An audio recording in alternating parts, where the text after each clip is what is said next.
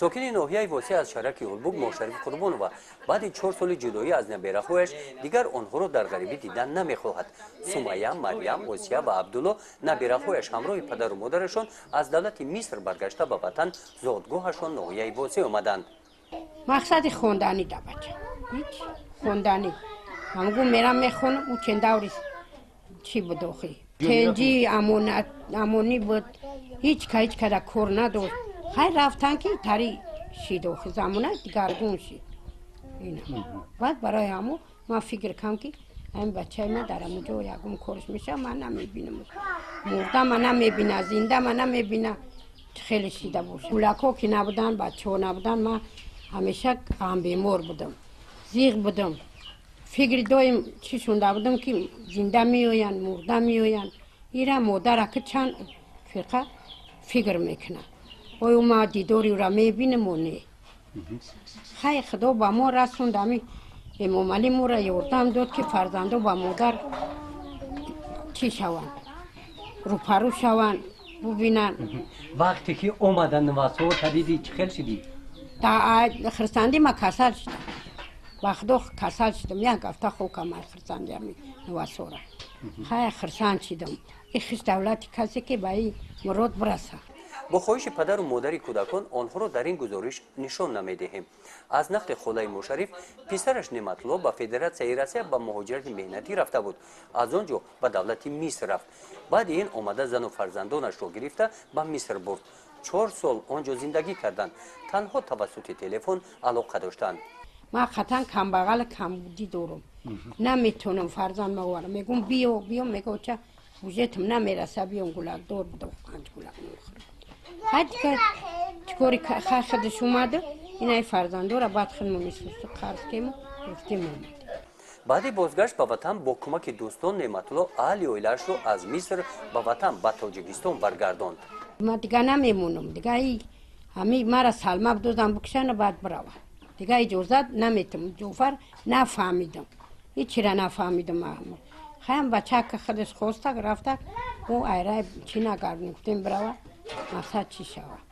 خیلی طریق من خیال من میروم میگرده درست پس میویم این 5 ساله من را دیدم که فرزند من کشور شد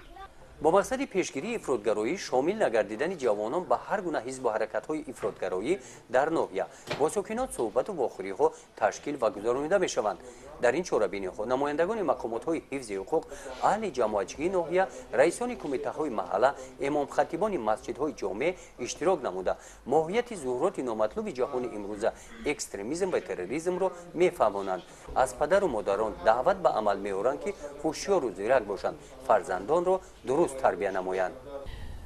افراطگرایی یک پدیده نامطلوب است که در این دور و زمان تمام جامعه را به تشویش آورده است، مخصوصا مسلمانان را و نجیب این است که همه این پدیده های نامطلوب تنها در زیر بیرق مسلمانی می ایستد و اینها از نام پاک اسلام همیشه استفاده کردن و هم اسلام و هم مسلمانان را در کره خاکی به تشویش آوردن و پیشگیری این پدیده نامطلوب وظیفه فرضی انسانی هر یک شخصی وطن دوست است و مخصوصا مسلمانان با تمام راه‌ها باید این پدیده رو پیشگیری کنند و از همه راه‌های بهتری که ما میتوانیم افراطگرایی را پیشگیری کنیم یا جوانان را از پیوستن به گروه‌های افراطی نگاه بداریم این تعلیم خوب است، تعلیم هم دینی و هم تعلیم سیاسی و همیشه پیشوای ملت محترم مولا رحمان یک نکته رو در سخنرانیشون اشاره میکنن که زیرکی سیاسی رو از دست ندهید. مقصد از زیرکی سیاسی یعنی شناختن وضعیت کنونی جهان و همیشه نسبت وطن و جامعه مهر و محبت و احترام داشتن و فرزندان و دوستان را این گونه تربیت کردن و اساس اینها هم مسئولیت پدر و مادر است و هم مسئولیت جامعه است و مخصوصا علما، دانشمندان، خطیبها در هر نمازهای جمعه یا 5 وقته که با مردم هستن بیشتر گفتگو میکنن در مسئله افراد و خطر آن در زندگی مسلمانان عموما در این خطر آن در کره خاکی همیشه باید با مردم گفتگو داشته باشن و یکی از راههای پیوستن جوانان به گروه‌های افراطی این بی اهمیتی پدر و مادر است، بی مسئولیتی پدر و مادر است. و یکی از نقطه هایش این است که ما امروز نسبت فرزندان در مسئله انتخاب دوستشون بی اهمیتی میکنیم. یعنی با کیها رفت آمد دارن، با کیها دوستی دارن، کیها قطع رابطه دارن، در این مسئله پدر و مادر خیلی بی‌پروا هستند. و مثال واضح و روشن این قضیه جوانانی که در ناحیه دنغره این بدبختی را کردن و ببین بسیاری از حتی تا 15-16 نفری که از این قضیه آگاه بودن تنها به خاطری که با اینها رابطه دوستی داشتن این قضیه رو به مقامات نگفتن، پیش از حادثه این مسئله رو نگفتن، حالا در کرسی عیبداری نشستن. پس معلوم می شود که پدر و مادر در مسئله انتخاب دوست برای فرزندو خیلی باید هوشیار باشند که فرزندو رو همیشه هم دخترها هم پسرها همیشه اهمیت بدن که با کیها رابطه دارن. زیرا امروز در یک وضعیت قرار داریم که تنها جوانان ما اکثرا وقتی از فدراسیون روسیه میگردن میان با بیشتری وقت با گروه های میشینن که اونها تحت تاثیر افراطگرایی قرار دارن و تنها با ترجمه چند آیت رو ترجمه اشتباهی و چند حدیث رو با اشتباه ترجمه میکنن، در ذهن خالی اینها جو میکنن که در نتیجه میآین الکی کم کم ذهنشون مشوش و در حالت ناگوار قرار دارن. برای پدر و مادر در مسئله انتخاب دوست برای فرزندان خیلی باید اهمیت جدی بدن و این کار هم یکی از اسباب‌های پیشگیری جوانان فرزندان ما از افراط و تفرید می شود. و همچنین مسئله دیگر این که امام خطیب ها یا علمای دین در هر جا، چی در مراسم عزاداری ها چی در معرکه و در هر جایی که میشینن جوانان ما رو پند و نصیحت کنن بر دوستداری دین و تعلیم تربیه خوب و همچنین برای دوستداری وطن و اجر و پاداش و ثواب آبادی وطن، تامین امنیت این وطن جوانان ما رو باید نصیحت کنن. و من فکر میکنم هر قدری که پدر و مادر در بالای فرزندان مسئولیت دارن همون قدر علمای ما هم مسئولیت دارن. از این که بیشتر در مسائل دیگر صحبت میکنن باید اکثر صحبتاشون یا بیشتر صحبتاشون درباره تعلیم و تربیه خوبی فرزندان باشد که ما بتونیم پیش راه افراطگرایی رو بگیریم.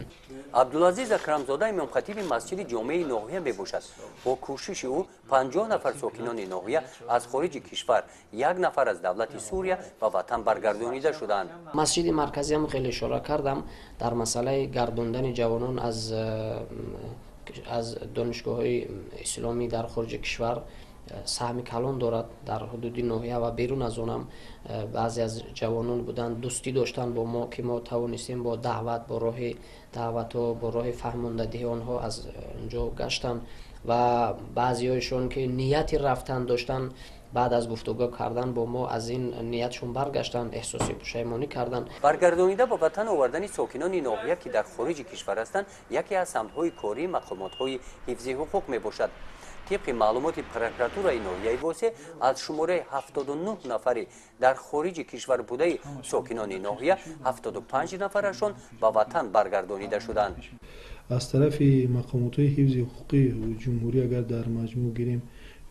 علاقه کارهای زیادی به سمو رسانده شده است و در ناحیه واسه هم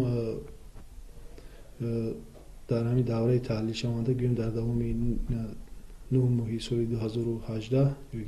به حالت 1 اکتبر سال 2018 2 نفر شهروندانی که در نسبتشون پرونده‌های جنایتی با ماده‌های 307 علاوه 3 یا اینکه 401 علاوه 1 کدکس جنایتی جمهوری اسلامی پرونده جنایتی آغاز شده بود، از همون حزب و حرکت‌ها دست کشیده اومده به مقامات حفظ حقوق مراجعت کردند و تفتیش شد، پرونده جنایتی تفتیش شد و ازای ماده‌های ذکر شده نسبتشون تطبیق کرده شده، آنها از جوابگری جنایتی آزاد کرده شدند. نفرانی که با خواهش خود به وطن گشته می‌آیند آنها از جوابگری جنایتی آزاد کرده می‌شوند. سانکسیای ماده 307 یا اینکه 401 کدکس جنایتی جمهوری تاجیکستان که از قبیل جنایت‌های تروریستی اکستریمیستی میباشد جزای محروم ساختن از آزادی رو پیش بینی کرده است و شخصانی که در صورتی به این جنایت‌ها دست میزنند و آنها با این ماده‌ها عیبدار دونسته شده به محکمه کشیده میشوند و باید قید کرد که در همین ماده‌های ذکر شده اعزا پیش بینی شده است، یعنی اعزای مخصوص هست که شخصی که در این جنایت رو بار اول صادر کرده باشد یا که این جنایت رو صادر کرده باشد و یا که دست به این چی جنایت دست زده داشته باشد و در صورت اختیاران آماده دست کشد آماده به مقامات حفظی حقوق مراجعت کند و در کردار او دیگر حرکت‌های جنایت نباشد اگر از جوابگری جنایتی آزاد کرده می شود. یعنی به جوابگری جنایتی کشیده نمی شود و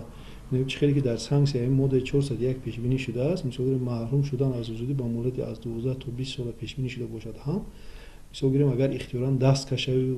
بیاید مثلا در وقتی تفتیش معلوم شود که در کردار و دیگر علامت‌های ترکیب جنایت نیست و از کردنش پشیمون است و کارهای جمعیتی مشغول می شود چی می شود اعضای ماده تطبیق کرده شده از جوابگری آزاد می شود و خیلی شخص عادی زندگی کردن میگیرد. اویله‌هایی که از خارج کشور به وطن برگردانیده شدند نمایندگان مقامات‌های حفظ حقوق و حکومت دولتی از حال و احوال آنها باخبر می‌گردند. امام علی اسماعیلوف مدیر بخش کاربردین مقامات اجرایی حکومت دولتی ناحیه تیز به این اویله آمده به آنها کمک می‌رساند.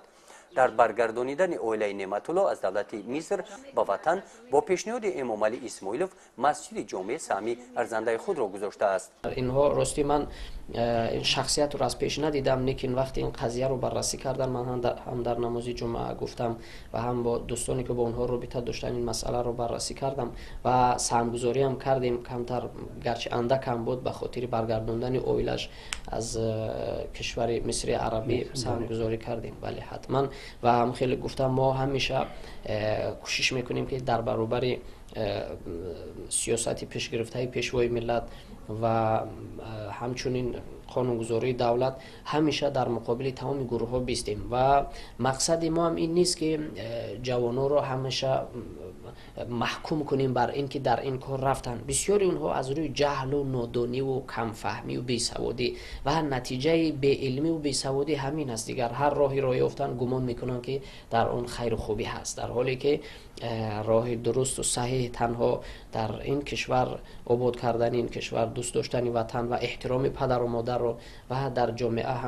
همچون شخصی مفید و فایده وار زندگی کردن، این است راه اساس درست زندگی. فرزندان نعمت الله در دولت مصر در مکتب نمیخواندند. بعدی به وطن برگشتن آنها به مکتب رفتند. سمیه 9 ساله است، مریم باشد 8 ساله، خط و سواد نداشتند. در مکتب تحصیل را از زینه اول آغاز نمودند. خواهران هر دویشان در صنف یکم میخوانند. اول دانش و خواندن همشون سست‌تر بود. نظر به حاضره باشد کمترک، خواندن نویساندنشون بهترک شده است. نظر به پیشینه حرفا را هم جنبش کرده و خوندن نمیتوانستند. حاضر باشد الکی هم میخونند هم مینویسند و هم جواب میگویند.